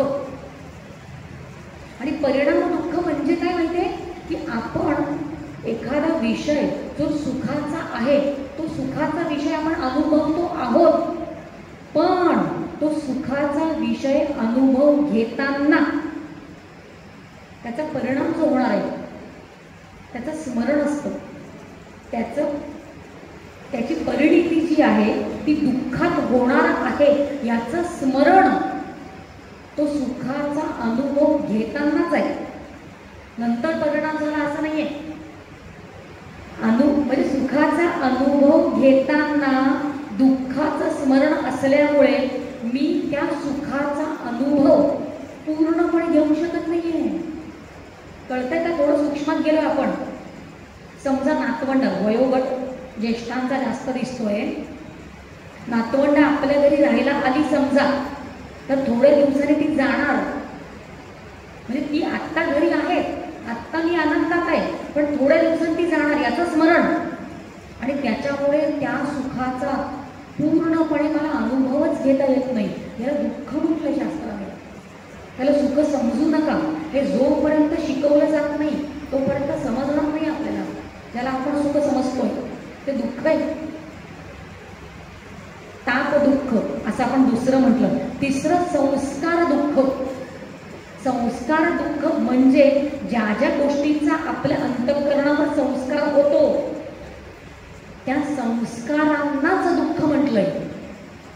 कारण त्याच्या विरुद्ध असं जे काही घडतं आपल्या बाबतीत त्याच्यामुळे आपल्याला दुःख होतं. साधं उदाहरण, आपण दुसऱ्यांच्या घरी राहायला जातो तेव्हा आपली उशी बदलते, आपला पलंग बदलतो आणि मग आपल्याला बोचतं की नाही ते आवडत नाही आपल्याला. संस्कार, त्या संस्कारांमुळे दुःख झालं आपल्याला. एक कोळीड बाईचं छान उदाहरण आहे. कोळी बायका असतात, मासे विकणाऱ्या बायका, कोळी. त्या बायका ज्या असतात त्या मासे विकतात आणि विकून त्यांना घरी जायला परतीच्या वेळेस काहीतरी बिघडतं वातावरण आणि त्यांना त्यांच्या घरी पोचता येत नाही आणि त्यांना एक रात्र निवास करावा लागतो. जो फुलं विकणारा असतो की नाही त्याच्या घरात त्यांना राहावं लागतं. आता फुलं जो विकणारा आहे, समजा तो चाफ्याची फुलं विकतो आहे, तर त्याच्या घरी सुवास असेल की नाही, आणि त्या सुवासामुळे त्यांना रात्री झोप लागत नाही. का? कुठल्या वासाचा सवय आहे? त्या माशाच्या वासाचा सवय. म्हणून त्या काय करतात, सगळ्या त्या कोळीड बायका ज्या असतात त्यांची टोपली जी असते की नाही ज्याच्यात मासे ठेवत असतात, त्या टोपली त्याच्या तोंडावर ठेवतात. म्हणजे रात्रभर वास, अनुकूल वास, आणि मग त्यांना झोप लागते. संस्कार, आपल्याला जो संस्कार होतो त्याच्याने पण आपल्याला दुःख होतं आणि आपल्याला जो संस्कार जो होत असतो त्याचा खरं म्हणजे आनंद असतो. पण ते दुःख हे आपल्याला समजलं पाहिजे. आणि शेवटचं जे आहे ते आहे गुणवृत्ती विरोधानं होणारं दुःख. म्हणजे आत्ता जे काही सगळं मी ऐकतेय चांगलं, आणि जे चांगलं ऐकून नवीन माझ्यामध्ये बदल घडून आणले पाहिजे असं जे मला कळतं, आणि माझ्यामधले जे गुण आहेत, समजा माझ्यामध्ये रजोगुण जास्त आहे, समजा माझ्यामध्ये तमोगुण जास्त आहे, आणि ते बदलण्याचा जेव्हा मी प्रयत्न करते, तर सुरुवातीला मला सत्व वाढवावं लागणार आहे. मग रजोगुण बदलून मला सत्वाकडे झुकवला पाहिजे की नाही. मला पिक्चर बघायला आवडतं, त्याच्याऐवजी मला भजनामध्ये आवड घडली पाहिजे. तो मला माझ्यामध्ये बदल घडून आणला पाहिजे की नाही. मग ते माझ्यामधले गुण जे आहेत ते बदल घडवून आणताना मला जे दुःख होतं, मला अंतःकरणावर नवीन संस्कार करावे लागतात आणि त्याच्यामुळे मला त्रास होतो, आणि त्या त्रासाला पण शास्त्राने दुःख म्हटलं. आणि या सगळ्यामधनं, या सगळ्या दुःखांमधनं जर मला बाहेर यायचं असेल तर शास्त्र असं म्हणतं की नामजप यज्ञ तो परम. त्याला परम म्हटलंय कारण ह्या सगळ्या दुःखांमधनं बाहेर काढणारं ते एक नाम आहे. फक्त एकच आपल्या सगळ्यांना आधार कोणाचा असेल तर तो नामाचा आहे. बघा, नामजप यज्ञ तो परम. बाजू मी अजून 5 मिनिटं बोलणार आहे, 5-10 मिनिटं. तुमचं परत एकदा कौतुक करते, कारण 1 तास असं बसणं, आणि मी शास्त्रच बोलले, कुठेही कथा वगैरे घेतलेल्या नाहीये. एक 5 मिनिटात विषय संपवते. पण आपण न्याय देऊया त्या संपूर्ण ओवीला. नामजप यज्ञ तो परम. तो परम का ते कळलं, कारण दुःखामधनं बाहेर काढणार आहे, त्या नामाशी मला एकरूप करून देणार आहे, कारण वैराग्यामुळे मला ज्ञान होणार आहे. असा आपण एक विषय मांडला. नामजप यज्ञ तो परम बाधू न शके स्नानादी कर्म. म्हणजे नाम घेताना तुम्हाला तुमचं शरीर जे आहे ते शुद्धच हवं. मग सकाळच हवी, रात्रच हवी का काय, स्त्रीचं शरीरच हवं, पुरुषाचं हवं, याने घेऊ नयेत, या वर्णातल्या माणसाने घेऊ नयेत, त्या वर्णातले घेऊ नयेत, अशी कुठलीही बंधनं जी आहेत ती नामाला नाहीत. नाम सगळ्यात आपण असं म्हणूया की अशुद्ध ठिकाण असं जे आहे ते म्हणजे स्मशान. त्या स्मशानात पण आपण नाम घेतो की नाही, आणि रामाचं नाम घेऊनच त्या व्यक्तीला आपण तिथपर्यंत, त्या देहाला आपण तिथपर्यंत घेऊन जायचं काम करत असतो. म्हणून त्याला कुठलीही बंधन नाही आहे. बाधू न शके स्नानादी कर्म, आणि नाम नामे पावन धर्मा धर्म. नाम जे आहे ते धर्माला पावन करतं. म्हणजे काय बुवा, नाम जे आहे तेच मुळात पावन आहे ना, तोच धर्म आहे. पण ते नाम धर्माला पावन करतं म्हणजे काय, आणि नामे पावन धर्म धर्म, नाम अधर्माला पावन करतं. बघा नाम, एक उदाहरण फक्त आपल्याला पटपट पटपट 5 मिनिटात संपवायचं आहे, पण आपण न्याय देणार, आपल्याला विषय कळणार. नाम धर्माला पावन करतं म्हणजे काय. बघा एखादा कर्म आपण जेव्हा करतो आणि ते कर्म करताना जर आपण भगवंताचं नाम घेतलं तर त्याचा लेप आपल्यावर न चढता त्या नामावर तो लेप जातो. अवघड जाते का कळायला. बघा मी जर कुठलंही कर्म करताना भगवंताचं नाम न घेता केलं तर त्याचं फळ मला भोगावं लागतं. कुठलंही काम, पापाचं असे किंवा भयावह आहे की नाही, घाबरण्यासारखं आहे. जेवढे जेवढे कर्म मी करते, प्रत्येक कर्माला त्याचं फळ असतं. भगवद्गीता, आपण कर्माचं तत्वज्ञान, कर्माचं शास्त्र समजतोय. प्रत्येक कर्माला त्याचं फळ 1 के 7 1 फ्री. कर्माबरोबर त्याचं फळ फ्री. आपल्याला हवंय किंवा नको आहे ते विचारत नाही शास्त्र, ते मिळतंच. आणि आपण जे कर्म करतोय ते पाप आहे की पुण्य आहे ते कोणाला माहिती आहे.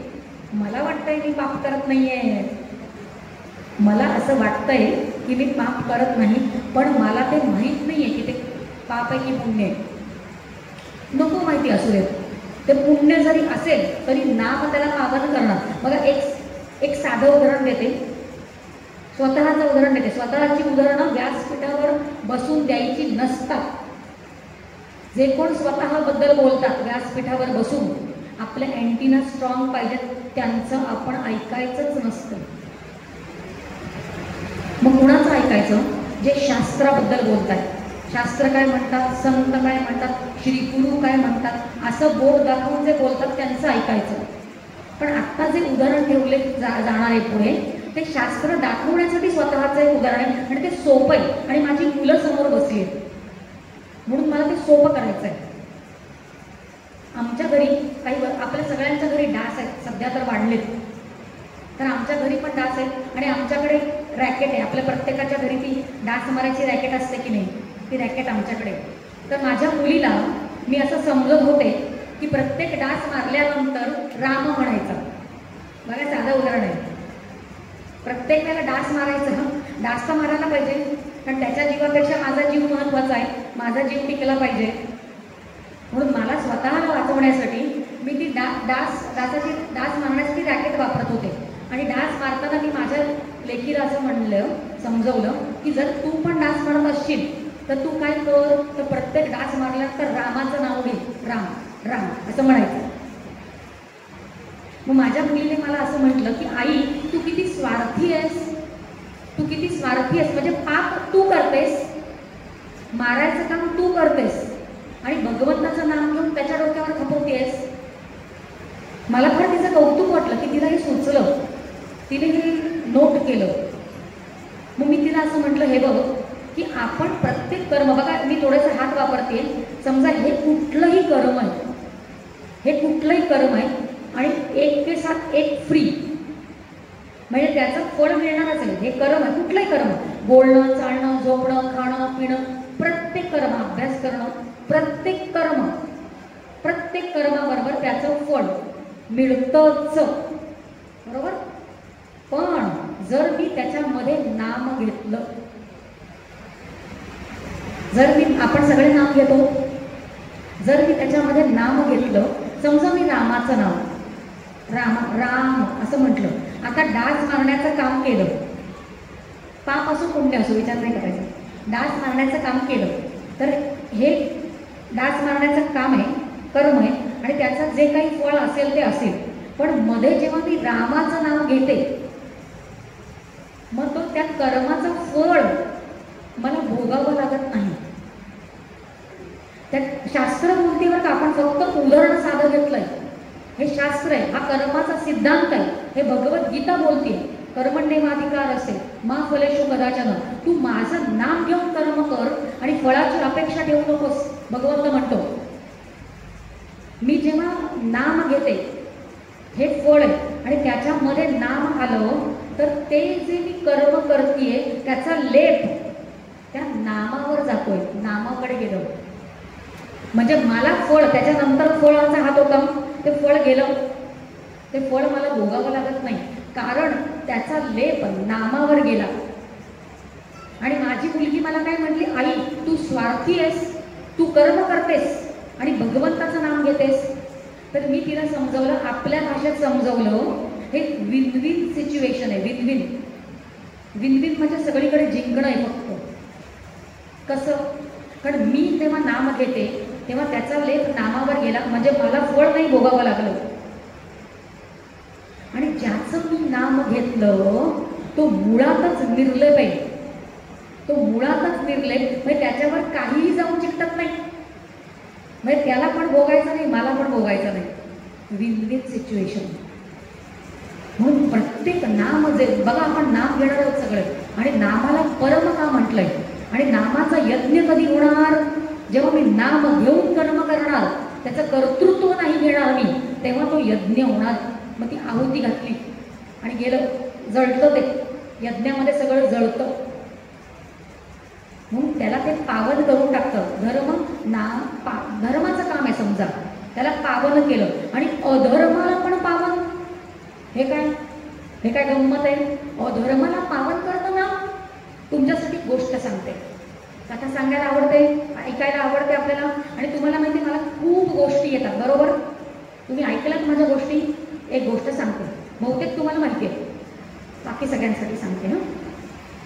अधर्माला पावन. विभीषणाकडे नको जाऊया, आपण पटकन संपूया विषय. बघा, युद्ध चालू आहे आणि युद्धभूमीमध्ये सारथ्य करतायत. अर्जुनाचं सारथ्य भगवंत करतायत. आणि जेव्हा कर्ण पुढे आला तेव्हा कर्णाचं पहिलं काय केलं, अर्जुनाने काय केलं तर अर्जुनाने त्या कर्णाचं चाक मोडलं. आधी चाक मोडलं आणि चाक, रथच नसेल व्यवस्थित तर युद्ध कसं करणार? म्हणून कर्णाने काय केलं, कर्ण खाली उतरला. कर्ण रथामधनं खाली उतरला आणि तो अर्जुनाकडे बघतोय, भगवंताकडे पण बघतोय. आणि कर्ण खाली खाली युद्धभूमीवर उभा आहे आणि तो असं म्हणतोय अर्जुनाला की तू आता माझ्याशी या क्षणी युद्ध करू शकत नाहीस. तू नाही युद्ध करू शकत का? कारण तो म्हणतो, एक तर मी खाली उभा आहे युद्धभूमीवर आणि तू रथावर आहेस. हा नियम नाहीये की मी खाली आहे तू वर आहेस. दुसरं, तुझ्या हातामध्ये शस्त्र आहे आणि माझ्या हातात शस्त्र नाहीये. तिसरं, माझं लक्ष वेगळीकडे, ते चाक व्यवस्थित करणं, माझं लक्ष वेगळीकडे आहे आणि तुझं लक्ष युद्धामध्ये. आणि असं सगळं असताना जर आत्ता तू मला मारलंस तर तुझ्याकडनं अधर्म होईल. नियम नाहीये, प्रत्येकाचे युद्धाचे पण नियम आहेत. म्हणून तू आता मला मारू शकत नाहीस असं म्हटला कर्ण अर्जुनाला. अर्जुन स्वतःची बुद्धी चालवत नाहीये. अर्जुनाने काय केलं तर अर्जुनाने फक्त भगवंताकडे पाहिलं आणि भगवंत म्हटला मार त्याला. भगवंत म्हटला मार त्याला आणि अर्जुनाने कर्णाला मारलं. आता इथे विचार केला, इथे खरं म्हणजे अर्जुनाकडनं अधर्म झालाय की नाही. आणि आपला आत्ताचा जी ओवी आहे ती असं म्हणते की नामे पावन धर्माधर्म. नाम धर्माला पण पावन करतो आणि नाम अधर्माला पण पावन करतो. भगवंताचं नाम घेऊन अर्जुन कृत्य करतोय. ज्या कर्णाने आयुष्यभर अधर्माची बाजू घेतली, आयुष्यभर जो अधर्माने वागला त्याच्या मुखात शेवटी धर्माच्या गोष्टी शोभतात तरी का? जो कायम अधर्माने वागतोय त्याला मारलंच पाहिजे हा धर्म आहे, म्हणून तो जसाही मिळेल त्याला संपवणं. आणि इथे स्वतःची बुद्धी न वापरता अर्जुनाने फक्त भगवंताकडे पाहिलं, म्हणून ते जे कर्म अधर्माचं कर्म जे अर्जुनाने केलं त्याचा लेप येऊन अर्जुनाला लागत नाही, तो भगवंताकडे जातो. आणि भगवंतच मुळातच निर्लेप आहे, म्हणून ते जे कर्म आहे ते गळून पडलेलं आहे. म्हणून नाम जे आहे ते धर्माला पण पावन करतं आणि नाम अधर्माला पण पावन करतं, असं ते नाम. बघा, नाम जप यज्ञ तो कर्म बाधू न शके स्नानादी कर्म, नामे पावन धर्मा धर्म नाम परब्रह्म वेदार्थी. जे नाम आहे तोच वेदांचा अर्थ आहे. संपूर्ण वेद किती आहे? वेद किती आहे तर तुकाराम महाराज म्हणतात की वेद अनंत बोलिला, अनंत इतके ते वेद आहेत, कधी संपणारच नाही.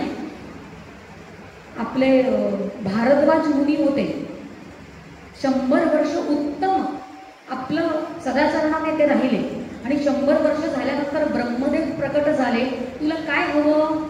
ते म्हटले, अजून मी वेदांचा अभ्यास करतोय, मला 100 वर्ष द्या. 100 वर्ष परत दिली. 100 वर्षानंतर परत ब्रह्मदेव आले, अजून काय पाहिजे?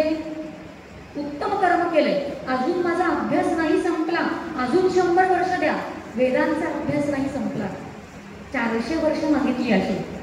आणि परत जेव्हा ब्रह्मदेव आले तेव्हा ब्रह्मदेवाने एक डोंगर दाखवला, त्या डोंगरामधनं माती आणली आणि ब्रह्मदेवाने भारद्वाजांना सांगितलं की तुमच्या माझ्या ओंजळीमध्ये जेवढी माती आहे त्याची तुलना आपण त्या डोंगरामधल्या मातीशी केली तर तुम्ही आता 400 वर्षांमध्ये जे काही शिकलात ते फक्त हे एवढ्या ओंजळीवर आहेत आणि एवढे अजून वेद उरलेच आहेत जाणण्या इतके, असे ते वेद.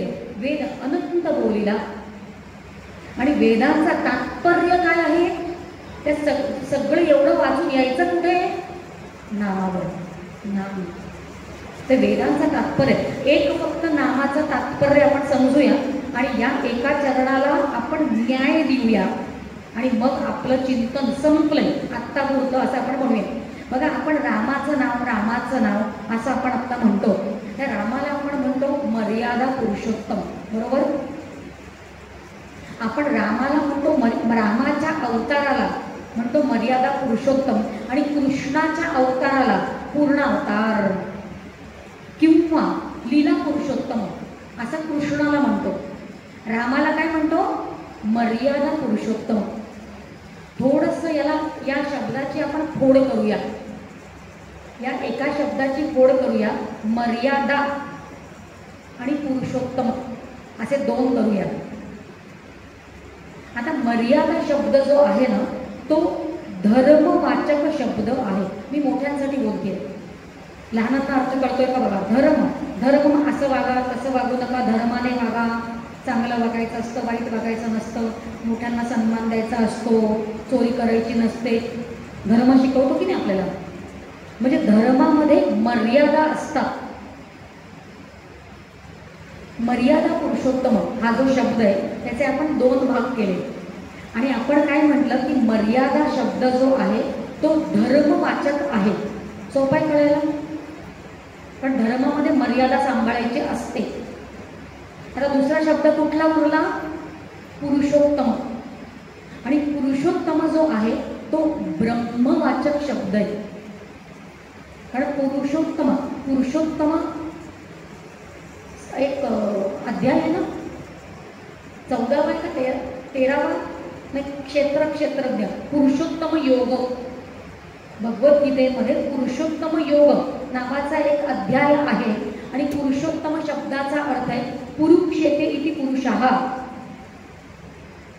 पूर म्हणजे नगर, सोलापूर, कोल्हापूर. पूर म्हणजे काय? नगर. ज्या क्षेत्रामध्ये तो भगवंत झोपल्यासारखा असतो त्या नगराला, म्हणजे ज्या नगरामध्ये ते तत्व अधिष्ठान रूपाने असतं. अवघड जातंय का सगळं? पुरुषोत्तम शब्दाचा अर्थावर विचार चाललाय बरं का. पुरुषोत्तम म्हणजे ब्रह्म, म्हणून पुरुषोत्तम शब्द ब्रह्मवाचक आहे आणि मर्यादा शब्द धर्मवाचक आहे. आणि पुरुषोत्तम असं दोन्ही मिळून मी म्हणते रामाला. आणि संपूर्ण वेदांना खरं म्हणजे ब्रह्म आणि धर्म याच्या व्यतिरिक्त काही सांगायचंच नाहीये. धर्म आणि ब्रह्म याच्या व्यतिरिक्त वेदांना काही सांगायचं नाहीये. आणि वेदांचा जो अर्थ आहे, वेदांचा जो तात्पर्य आहे ते फक्त या रामाच्या एका नावामध्ये. मर्यादा पुरुषोत्तम, धर्म पण ब्रह्म पण, हे सगळं जे आहे ते एका नावामधनं आलं. आणि हेच वेदांना एकच नाम परब्रह्म वेदार्थी. वेदांचा अर्थ, वेदांचा तात्पर्य हे फक्त भगवंताचं एक नाम आहे. म्हणून नामाचं महत्त्व जरी कळलं नाही तरी आपण ते नाम जरी घेतलं तरी ते मदत करणार आहे. नाम जरी घेतलं तरी ते मदत करणार आहे. इतकं आपण चिंतन जे आहे. अजून एक अवघड घेते मुद्दा. मला मोह होतोय अजून एक मुद्दा घ्यायचा मोठ्यांसाठी. छोट्यांना कळतंय का बघा. तो मुद्दा घेऊन थांबवते, एकच शेवटचा. एक समजा मुलगा झोपलाय, मुलगा घरी झोपलाय. समजा त्या मुलाचं नाव आहे बंड्या. त्या मुलाचं नाव आहे बंड्या आणि त्या बंड्याला त्याच्या आईला उठवायचं आहे. मग ती आई आली. उदाहरण सोपं जरी वाटलं तरी उदाहरण अवघड आहे. आणि वेदांत शास्त्राचं तात्पर्य या एका उदाहरणामध्ये एवढं लक्षात ठेवूया. जरी वाटलं सोपं तरी अवघड आहे. थोडंसं लक्षपूर्वक समता थोडंसं अवधान द्या. बंड्या झोपलाय. बंड्याच्या आईला बंड्याला उठवायचं आहे आणि बंड्याची आई येऊन त्याला उठवते. बंड्या उठ, बंड्या उठ, बंड्या उठ असं ती म्हणते आणि बंड्या उठतो. उदाहरण संपलं. आता दोन प्रश्न समोर ठेवते आणि आधीच सांगते त्याला उत्तर नाही आहे. आणि तुम्हाला ते उत्तर कुठलं वाटतंय जरा विचार करा. प्रश्न साधे. पहिला प्रश्न असा आहे की बंड्याचं नाव ऐकल्यानंतर बंड्या उठला का? आणि दुसरा प्रश्न असा आहे की उठल्यानंतर म्हणजे आधी नाव ऐकल्यानंतर बंड्या उठला का? आणि दुसरा प्रश्न असा आहे की उठल्यानंतर बंड्याने नाव ऐकलं कसं? साधा वाटतं की मी विचार करा. अवघड आहे, सोपं नाही आहे. आणि आधीच सांगितलं उत्तर नाही आहे. जर असं आपण म्हटलं की ऐकल्यानंतर म्हणजे बंड्या हे नाव ऐकल्यानंतर बंड्या उठला असं आपण जर म्हटलं तर बंड्या झोपला होता हे सिद्ध होत नाही. कारण आपली इंद्रिय जी आहेत ती गाढ झोपेमध्ये संपूर्णपणे लीन झालेली असतात. आपल्याला गाढ झोपेत ऐकू येत नाही. म्हणून बंड्या झोपला होता असं म्हटलं. जर बंड्या नाव ऐकून उठला असं म्हटलं तर बंड्या झोपला होता ते सिद्ध होत नाही. आणि उठल्यानंतर त्याने नाव ऐकलं असं जर म्हटलं तर उठवण्याचं प्रयोजनच नाही आहे. उठवायचं काय, जागाच आहे. म्हणून दोनही प्रश्नांना उत्तर नाहीये. मग बंड्या या नामाबद्दल कसा विचार करायचा? तर लौकिकातलं साधं जे नाम आहे बंड्या, गण्या, सोन्या, मोन्या अशी जी नामं आहेत, अशा नामांमध्ये पण एक अचिंत्य शक्ती असते. त्या बंड्याला कोणी उठवलं माहिती का? त्या बंड्याला त्या नामाच्या शक्तीनं उठवलं. आणि प्रत्येक नामामध्ये ती शक्ती असते. आता जे काही बोललं गेलं इथे त्या प्रत्येक शब्दामध्ये त्याची अर्थशक्ती होतीच ना. आणि म्हणूनच आपल्याला अर्थ कळला ना. प्रत्येक नामामध्ये शक्ती असते आणि ती शक्ती दिसत नाही, ती अचिंत्य आहे, म्हणजे ज्याचं चिंतन केलं जाऊ शकत नाही अशी शक्ती त्या नामामध्ये आहे. आणि बंड्या सोन्या मोन्या अशा साध्या नामांमध्ये जर अचिंत्य शक्ती असेल तर ज्या नामांना वेदांनी मान्य केलंय, श्रीराम, श्रीकृष्ण अशी जी नामं आहेत, ज्या नामांना वेदांनी मान्य केलं त्या नामामध्ये किती अचिंत्य शक्ती असेल त्याचा आपण विचार करावा. आणि जरी आपल्याला त्या नामाचं गांभीर्य फार काही नाही कळलं तरी त्याची आहुती द्यायची, त्याचं कर्तृत्व नाही घ्यायचं की मी नाम घेतो आहे. त्याचं कर्तृत्व न घेता जर आपण नाम घेतलं तर तो यज्ञ होतो आणि ते परम जे आहे त्या परमतत्वापर्यंत त्या नामामध्ये शक्ती आहे की त्याच्याशी एकरूप ते नाम आपल्याला करून देईल. इतका विचार आपण या एका ओळीवर, म्हणजे नामजप यज्ञ तो परम बाधू न शके स्नानादी कर्म, नाम नाम पावन धर्म नाम परब्रह्म वेदार्थी, इतकं चिंतन आपण या एका ओळीवर केलं. आणि ही सगळी सेवा जी आहे, आता मी जी काय बोलले ती सगळी सेवा जी आहे ती मी महाराजांच्या चरणी अर्पण करते. आणि आपण सगळ्यांनी मिळून असं चिंतन करूया की त्या नामापर्यंत आपण सगळ्यांनी त्यांच्या आशीर्वादानं जाऊन मिळूया, एकरूप होऊया, असं आपण त्यांच्याकडे मागणं मागूया. आणि जी प्रवचन सेवा आहे त्यांच्या चरणी अर्पण करून माझे हे जे बोल आहेत ते मी इथेच थांबवते. इति शम. जय जय रघुवीर समर्थ.